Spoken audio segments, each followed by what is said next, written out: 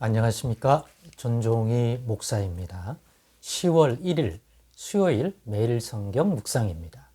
역대하 14장 2절에서 15절입니다.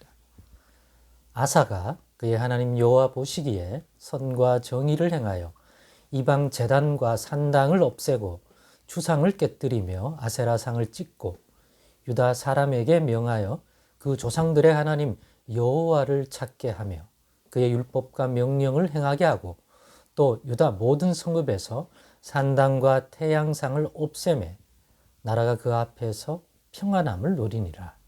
여호와께서 아사에게 평안을 주셨으므로 그 땅이 평안하여 여러 해 싸움이 없는지라. 그가 견고한 성읍들을 유다에 건축하니라. 아사가 일찍이 유다 사람에게 이르되 우리가 우리 하나님 여호와를 찾았으므로 이 땅이 아직 우리 앞에 있나니 우리가 이 성읍들을 건축하고 그 주위에 성곽과 망대와 문과 빗장을 만들자.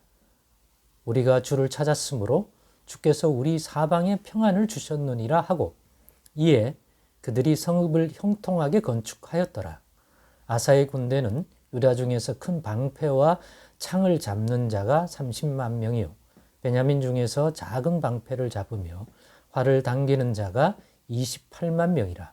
그들은 다 큰 용사였더라.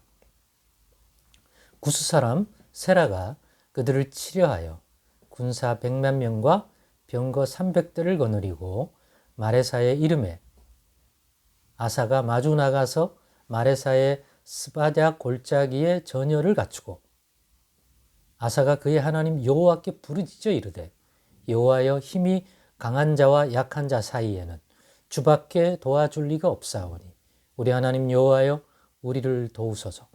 우리가 주를 의지하오며 주의 이름을 의탁하옵고 이 많은 무리를 치러 왔나이다.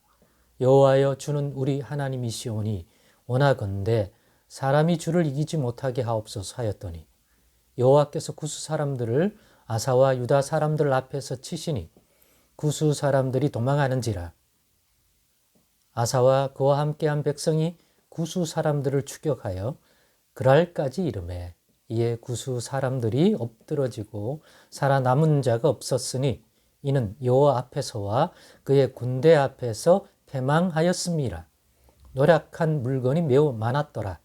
여호와께서 그랄 사면 모든 성읍 백성을 두렵게 하시니 무리가 그의 모든 성읍을 치고 그 가운데에 있는 많은 물건을 노략하고 또 짐승 지키는 천막을 치고 양과 낙타를 많이 이끌고 예루살렘으로 돌아왔더라. 아멘. 네, 오늘은 본문을 가지고 피상적인 모습에서 구체적인 믿음의 모습으로 라는 제목으로 묵상 나눔을 갖겠습니다. 오늘 본문은 앞선 유다의 왕인 르호보암의 아들 아비야 왕에 이어 왕이 된 유다 왕 아사에 관한 내용을 소개하고 있는 본문입니다. 그리고 그 소개하는 그 왕에 대한 평가의 바탕은 여호와 우리 하나님과 어떤 관계를 가졌느냐. 하나님이 그의 왕권을 축복하고 그가 다스리는 유다에게 어떤 손길을 보내느냐를 가지고서 이 왕에 대한 평가를 내릴 수 있는 그러한 내용을 소개하고 있는 것을 보게 됩니다. 앞선 아비야 왕에게는 이 아사 왕의 아버지 아비야 왕에 대한 평가는 좋았습니다. 하나님이 어떤 손길을 구체적으로 보냈기 때문에 그렇게 평가를 할 수 있느냐. 그 대표적인 것들이 바로 북왕국 이스라엘을 다스리는 여로보암과의 전쟁에서 구도적으로는 매우 불리한 상황에 있음에도 불구하고 하나님께서 아비야 왕의 부르짖음을 듣고 그 전쟁을 완전한 승리로 이끄는 장면 속에서 하나님 여호와께서 아비야 왕의 통치를 축복하시고 또 그의 모습이 그런 하나님의 도움의 손길을 주기에 그의 부르짖음에 응답하사 주기에 합당하다고 여겼다는 거죠. 그 합당하게 여김이 막연한 것이 아니라 읽어보면 아비야 왕은 그런 것을 받기에 합당한 면이 있고, 반대로 아비야를 통해서 북이스라엘 여로보암 왕의 이러한 모습은 하나님의 진노와 심판을, 즉 전쟁의 패전으로 가도록 하나님이 하심에 합당한 모습이 동시에 보이는 거죠. 즉 하나님의 진노를 사는 행동들만, 구체적으로 하나님의 진노를 사는, 하나님이 기뻐하지 않을, 율법에도 금하고 있는 그러한 것들을 행하는 여로보암과 북이스라엘의 모습을 우리는 아비야 왕의 증언을 통해서 확인할 수 있었습니다. 그러니까 여로보암 왕과 북이스라엘은 하나님이 그렇게 치실만 한 거고, 그의 반대로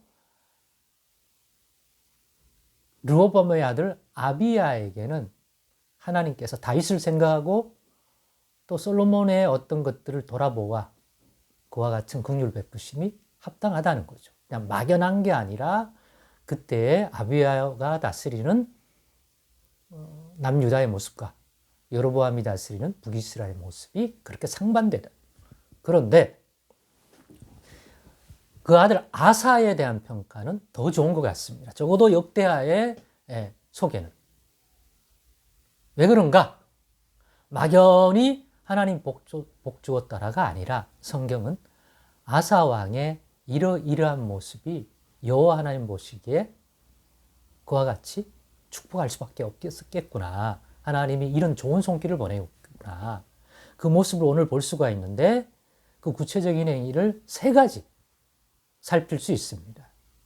첫째는 오늘 본문에 보면 우상 숭배를 청산하도록 유다 가운데 백성이 우상 숭배의 길로 빠질 수 있는 환경과 요소들을 제거하는 작업을 합니다. 여호와 하나님 보시면 얼마나 기뻐하겠습니까? 그 행위의 언행이 구체적이에요. 심리적으로 막연히 여호와 하나님 사랑합니다. 여호와 하나님 말씀 따라 살겠습니다. 잘 믿겠습니다. 주의 말씀인 율법의 말씀을 가까이 두겠습니다가 아니라 구체적으로 그렇기 때문에 율법에 있는 말씀대로 분별하여 준행하고, 여호와 하나님이 우상 숭배를 금했기 때문에 우상 숭배를 안 하겠다가 아니라 우상 숭배를 하게 만드는 모든 요소까지 제거함으로써 확실히 그러한 우상 숭배 백성들이 빠지지 않도록 구체적인 모습을 보이는 것이죠. 둘째는 우리 하나님을 찾도록 백성들을 이끌었다. 백성들이 우상에게 가지 않고 우리 하나님 여호와께 나아가도록. 셋째는 주님의 말씀을 지키는 삶을 살도록 이끌었다. 야, 주님의 말씀 잘 지켜야 돼. 알겠지? 아멘?